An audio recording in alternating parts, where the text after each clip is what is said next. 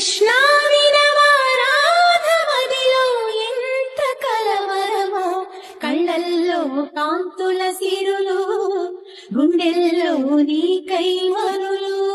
దూర వెన్నెలలో జారు వేళలో కన్నె రాధ కదిలే, మధుర రాగమొకటాలకించి తన ప్రియుని కొరకు వెతికే.